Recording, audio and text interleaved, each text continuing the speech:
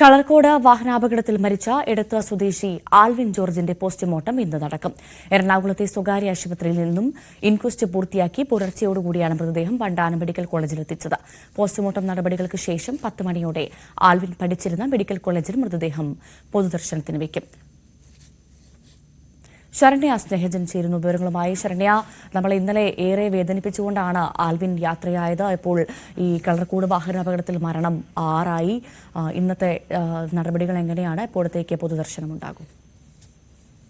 ഭവ്യ, രാവിലെ തന്നെ, അതായത് ഇന്നലെ വൈകിട്ടോടെയാണ് എറണാകുളത്തെ സ്വകാര്യ ആശുപത്രിയിൽ ആൽവിന്റെ മരണം സ്ഥിരീകരിച്ചത്. പിന്നീട് ഇന്ന് പുലർച്ചയോടുകൂടി ഇൻക്വസ്റ്റ് പൂർത്തിയാക്കി ജന്മനാടായ ആലപ്പുഴയിലേക്ക് മൃതദേഹം എത്തിച്ചു. ആലപ്പുഴ മെഡിക്കൽ കോളേജ് മോർച്ചറിയിലാണ് ഇപ്പോൾ മൃതദേഹം ഉള്ളത്. ഇന്ന് അവിടെ പോസ്റ്റ്മോർട്ടം നടപടികൾ നടക്കും. അതിനുശേഷം പോസ്റ്റ്മോർട്ടം പൂർത്തീകരിച്ച് ആൽവിൻ പഠിച്ച ക്യാമ്പസായ ടി ഡി മെഡിക്കൽ കോളേജ് ക്യാമ്പസിൽ പൊതുദർശനമുണ്ടാകും.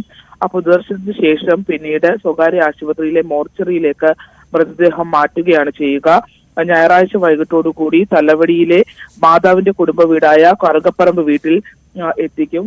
അതിനുശേഷം തിങ്കളാഴ്ചയാണ് ആൽവിന്റെ സംസ്കാരം തീരുമാനിച്ചിരിക്കുന്നത്. എടത്വ സെന്റ് ജോർജ് ഫെറോന പള്ളിയിൽ സെമിത്തേരിയിലാണ് ആൽവിന്റെ സംസ്കാരം നടക്കുക. നമുക്കറിയാം, കളർകോട് എല്ലാവരെയും ഞെട്ടിച്ച കളർകോട് വാഹനാപകടത്തിൽ 5 വിദ്യാർത്ഥികളാണ് അപകടത്തിന്റെ ആദ്യ ദിവസം മരണപ്പെട്ടത്. അതിനുശേഷം 4 വിദ്യാർത്ഥികൾ കൂടി ചികിത്സയിലുണ്ടായിരുന്നു. അതിൽ ആൽവിന്റെ നിലയായിരുന്നു ഏറ്റവും ഗുരുതരമായി തുടർന്നിരുന്നത്.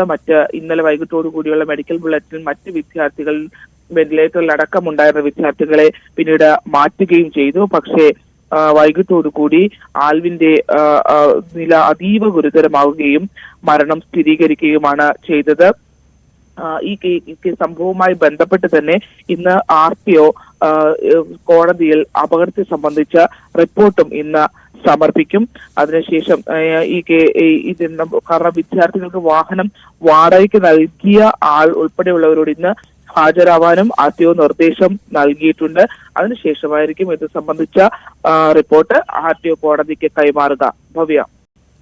ശരി, ശരണ്യ സ്നേഹജനാണ് വിവരങ്ങൾ നൽകിയത്.